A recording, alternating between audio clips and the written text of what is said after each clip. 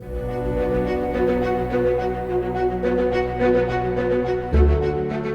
hello and welcome to this episode of the Political State Podcast from the Oklahoman. I'm Ben Felder, a journalist for the Oklahoman covering state government, and joining me is the Oklahoman's lead state capitol reporter, Carmen Forman. We are recording this episode on Thursday, March 24th, and normally Thursdays are somewhat of a low-key day at the state capitol, but not necessarily this week, which is deadline week. In order to survive, bills must advance out of their committee of origin this week. And Carmen, lots of bills and votes we could talk about. And we'll get into some of those. But probably the bill that got the most attention this week was Senate Pro Tem Greg Treat's bill that would allow students to use tax dollars for non-public school expenses, including private school. And we've talked about this bill on the podcast before, including the fact that it faced, pretty long odds of even being heard in the House. But what we saw Wednesday night is that it also faced a steep hill in the Senate. Yeah, I figured it was going to be close in the Senate, but as most people already know by now, it didn't get out of the Senate. So it's effectively dead for the year. But it was fascinating just watching sort of the politics of it and trying to, in real time, trying to get Pro Tem Treat, trying to get the votes that he needed to pass his bill out. Yeah, and what were the votes that we saw last night? Yeah, so it was 22 to 24 with 24 voting against the measure. Okay, and we had a couple lawmakers that weren't present for the vote, including at least one that we feel, Nathan Dahm, that probably would have voted in favor of it. Yes, and then there was a Democrat, Senator Kevin Matthews, who likely would have voted against it. So in a way, they would have canceled each other's votes out, maybe. Yeah, and it didn't come down to just one vote. But I was thinking about the fact that we've talked in previous episodes about how Jim Inhofe's announced retirement has kind of shaken up elections in Oklahoma. If it did come down to that one vote, just one more vote in the favor, and Nathan Dahm was absent because he's campaigning in Washington D.C., that you could almost say that Inhofe's retirement has also impacted Oklahoma policy. But we didn't get quite to that one vote necessary there, but pretty close. And we saw the vote was open for about 2 hours, right? So it was open for so long because in theory, it looked like Greg Treat was building up support for his bill and that he was going to hit the 25 vote threshold needed to get the bill out of the Senate. We saw him get close to, went to 23 and then 24. And then some of those people started flipping their votes back. And so that's how it ended with 22 at nearly midnight on Wednesday. Yeah, well, I kind of want to talk about the winners and losers, so to speak, in this. I mean, obviously, those who were in favor of the voucher bill lost, and those against won. I suppose you could say it that way. But one winner I saw on this was, public schools. And I'm not because I'm making the case or offering an opinion that this was bad for public schools, although a lot of public school proponents would say that this is bad for public schools. But it's interesting to me because in that building, especially amongst the Republican legislature, you hear so much negative talk about public schools. And there's a lot of skepticism towards schools and teachers. And even on the floor of the Senate last night, we heard from lawmakers who you would have thought they were going to vote for this bill based on the negative things they said about public schools. I mean, saying that, we're seeing teachers indoctrinate students, teacher unions are just grabbing up all this money. There's homosexual agendas being put in students' faces.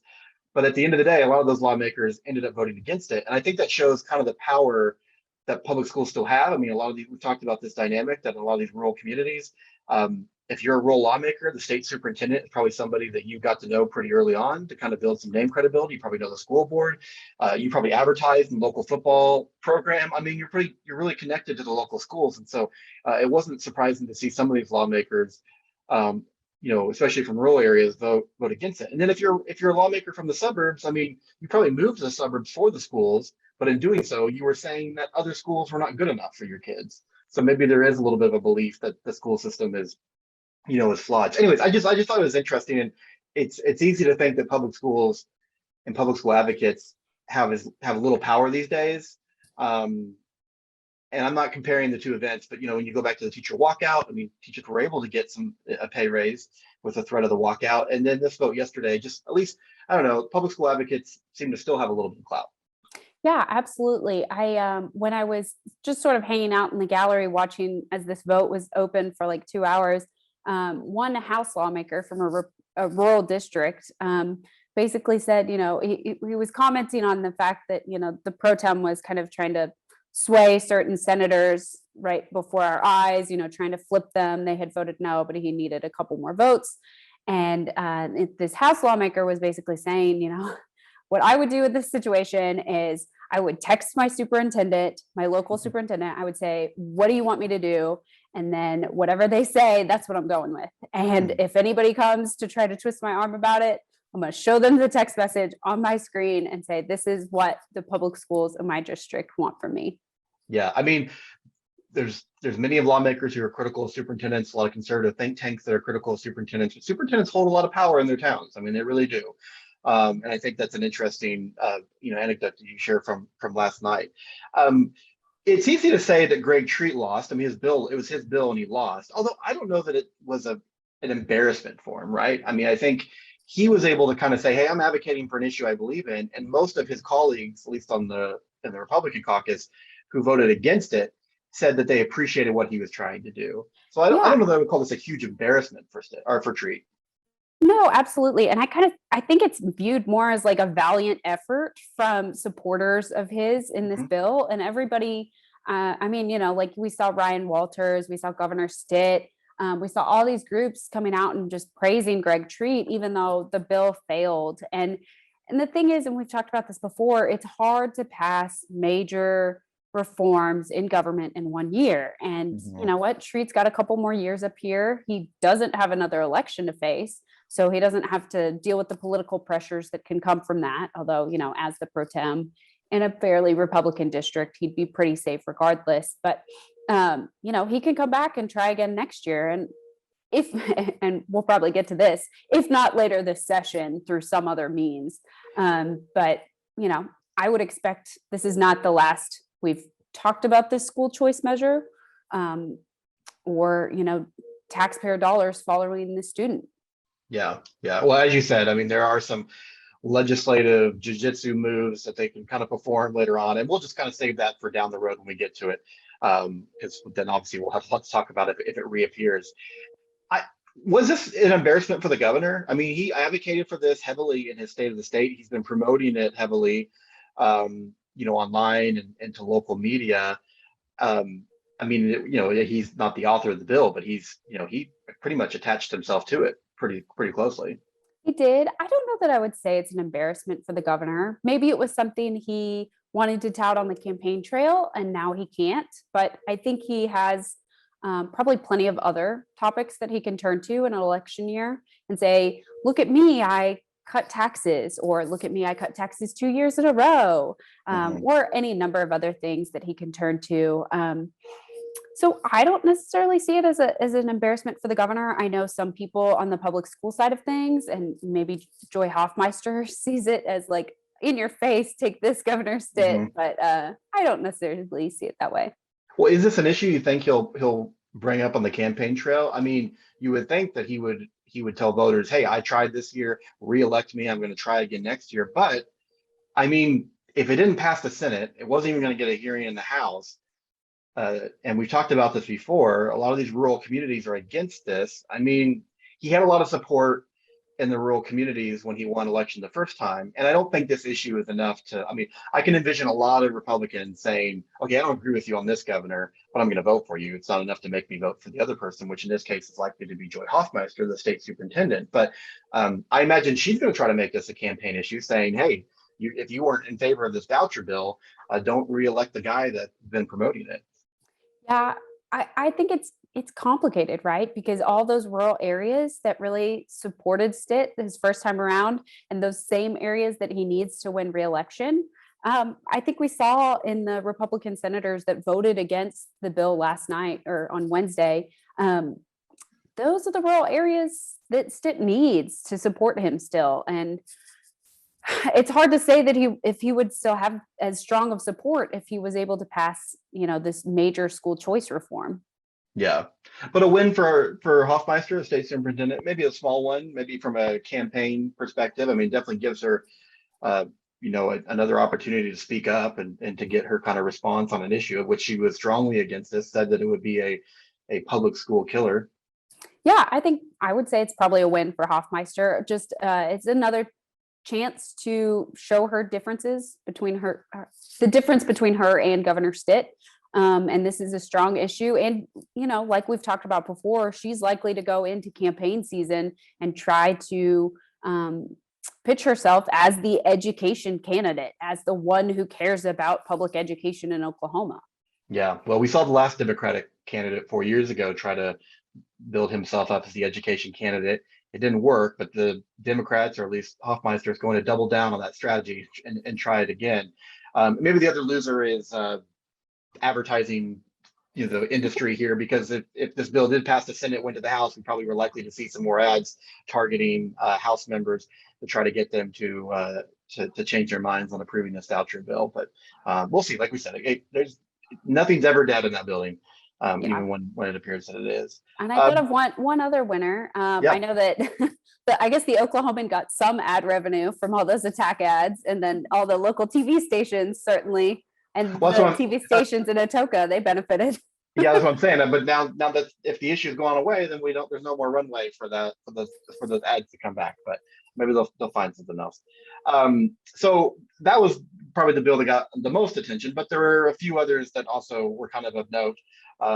Including advanced today. I'm curious, what were some of the other kind of important pieces of legislation that you saw advanced this deadline week?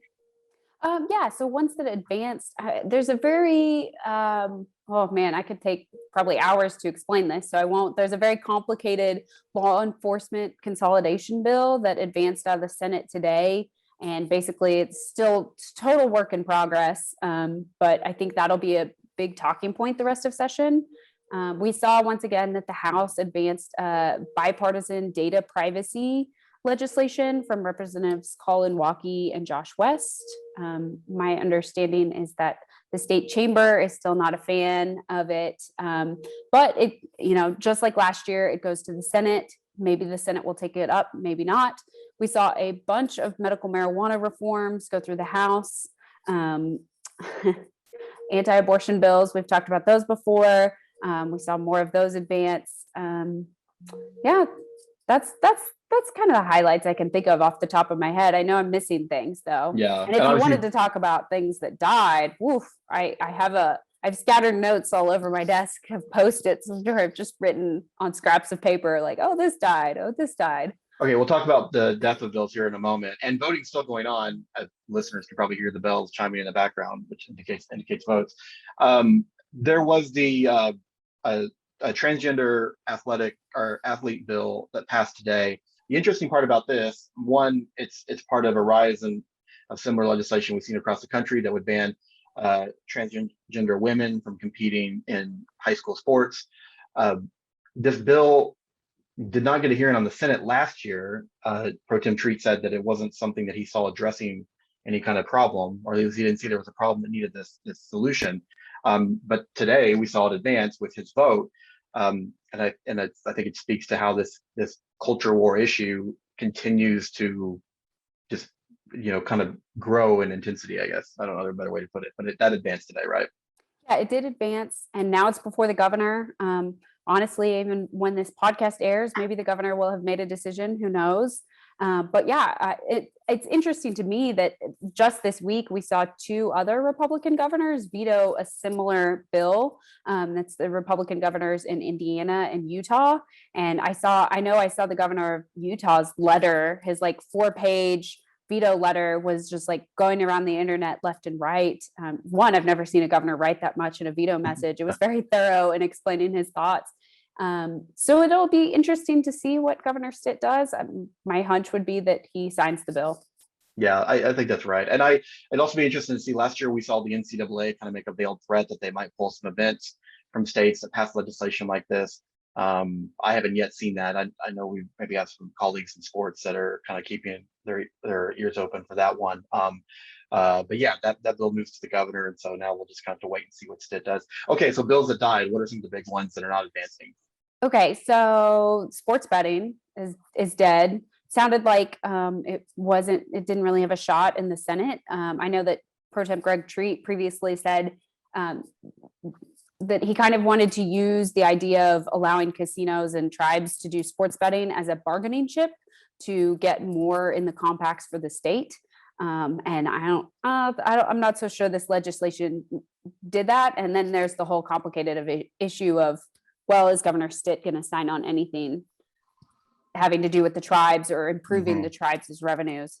So that did not get heard by deadline. There was a bill that Tesla was really up in arms about. Basically could have prevented Tesla from basically having their maintenance facilities and sort of showrooms in Oklahoma. It was sort of a traditional type, a bill that tried to, I don't know, shore up traditional car dealerships in a way. So that's a couple ones. There was a really controversial bill that supporters of Julius Jones were very up in arms about, because it would have reformed the Pardon and Parole Board. And essentially, Julius Jones supporters said that it was, retaliation for Governor Stitt commuting Jones's sentence, or maybe I should say granting him clemency, because it basically would have prevented the Pardon and Parole Board from considering claims of innocence. And basically, in a way, it was kind of telling the parole board, hey, you stay in your lane and the courts will stay in theirs, and they will determine questions of guilt or innocence. And you over there, Pardon and Parole Board, you will not. So that's just a couple off the top of my head. I'm sure there are more. Yeah. Plenty more that died. Yeah, and as you say, some things can kind of come back, especially if they go through the budget process. That's one where things can kind of stick their head up. But the Tesla one is interesting because I don't know, but it would be interesting like 5 or 10 years ago, that might have been something that would have gotten a lot more attention this year. I mean, it's, you say it's kind of a way to shore up the traditional car dealerships, but also a very pro oil and gas kind of logic. But this is a state right now that's embracing electric cars with the Canoe facility coming, and that's been a big deal for the governor. Yeah, absolutely. And I think the governor wants to continue pursuing that industry and manufacturers in that industry. So, I mean, frankly, I didn't see him signing the bill, but now it's not a question anymore. So yeah, I mean, I think the oil and gas industry is just as powerful as it's ever been. But I think this kind of renewable energy is not a conversation stopper like it maybe once was. And that's been the case for several years. I mean, we've seen the growth of wind and now electric vehicles. So another thing I wanted to ask you about, Carmen, is on Wednesday, the Oklahoma Supreme Court heard oral arguments in a case challenging the timing of the special election to fill the U.S. Senate seat being vacated by Jim Inhofe. So you covered this hearing yesterday, and then we got some more news about it today. What was the case about yesterday, and then what do we hear today? Yeah, so the case is essentially a lawyer from Enid. He argues that Governor Stitt basically prematurely set a special election to fill Inhofe's seat this year, and that the U.S. Constitution, the 17th Amendment, says that he can't do that until Inhofe formally steps down, which he doesn't plan to do until January 3rd of next year. So this lawyer, Stephen Jones, pretty prominent attorney in Enid, he filed a lawsuit. He challenged the state election board basically and said, hey, please, you need to stop the election. And he was asking the Oklahoma Supreme Court to stop the election and prevent candidate filing from occurring next month. Well, so then they have oral arguments for like an hour on Wednesday. And then the Supreme Court comes back on Thursday and in like a 1-sentence statement basically says, oh, we punt on this. We don't think we have jurisdiction. So somebody else take it. And I wouldn't be surprised to see Stephen Jones take the question to federal court. I doubt he will be more successful there, but I've been wrong before. Yeah. Well, it'll be interesting to see how that process goes as well. I think you're kind of waiting for media availability with Treat. I see a bunch of people with cameras going behind you, so maybe that's going to be happening next door. I'm not sure. So you might need to jump off here pretty soon. But I have about 12 minutes. Okay, well, we won't take the whole 12 minutes here. Okay. But the end of a deadline week, so things will kind of slow down a little bit before we get closer to the next deadline. You're off all next week, right? Yes, I am off all next week. I'm happy to take a break. Yeah, I was off last week. I took off during a busy time. You're wisely taking off. Kindly to your colleagues taking off during a time will slow down a little bit. Anything fun that you're doing? Yeah, I'm doing like a fellowship thing down in Austin. It's Oh, that's like right. It's a for fellowship trip. Yeah, that's right. Capitol reporters basically across the country. So in theory, I will come back a more seasoned and better reporter. But I think I will also come back having had some pretty good Austin margaritas. Mm, I yeah. don't know. A great town to visit. And that fellowship sounds really cool. Is there anything in particular that you're, I mean, I'm glad I asked you because I forgot about that. I knew you were taking off, but I forgot it was for this fellowship. Anything in particular that you're kind of interested in really kind of digging into? That's a great question. And I think we're going to cover all things, covering policy, covering politics, covering elections, and misinformation. I guess we're in this world now where there's just so much misinformation that it seems unmanageable. And how do reporters really tackle that in the day to day? And what's the appropriate way to tackle misinformation? I mean, I know I look at Twitter entirely too much, and it's just like one wrong thing after another. But, I could spend 24 hours a day, all day, every day, correcting misinformation on Twitter, and I still wouldn't get anywhere. And so it's Yeah. just like, how do you do that in a way that it gets people to pay attention, gets people to actually care about, I don't know, facts again. So hopefully I come back with some insight on that, and then just, maybe a little more tips on, we're heading into election season. And I've covered elections before, and but this will be an interesting one, especially with all the dark money out there. And I just, any chance you can get to shine a little more sunlight on how elections are working and who's trying to influence who, I'm a big fan of that. So Yeah, a misinformation one, we could probably do a whole podcast on that. I think that'll be interesting to hear what you kind of come back with that, because it's obviously it's something that I feel like, I mean, you could make the argument that misinformation has been involved in politics since the dawn of politics, but it just seems, you're right, we're kind of in this different era, and it seems like the misinformation really have crept into the Capitol building in a way that maybe we haven't seen it in years past. And part of that is just, I think, as the parties become kind of more extreme, and you just have people, you have lawmakers that just come from even more different perspectives and different worldviews, and they're getting their information from totally different places. And so it's not just seeping into everything we do, it's just, it's hitting us in the face a lot of times when we're trying to do our work. So, well, you have a great time down in Austin, and we'll try to keep things afloat for you while you're gone. So you're not really taking off, you're still working, since this is, kind of for your work. So, but hopefully you get some downtime. yeah, are you gonna fill in my podcast spot while I'm gone? I don't know what we'll do next week, and we'll bring in one of the young guns that have been kind of helping us at the Capitol. But yeah, we'll try to do an episode. We've been off for a couple of weeks. I was off last week. I wasn't doing a fellowship, just on vacation. But yeah, maybe we'll try to keep it going for next week as well. So, well, that's going to do it for this week's episode of the Political State Podcast, which you can find on your favorite podcast app. You can also find the video version of this on the Oklahomans YouTube channel. With Carmen, Forman, I'm Ben Felder. Thanks for listening and watching. We'll be back with you next week.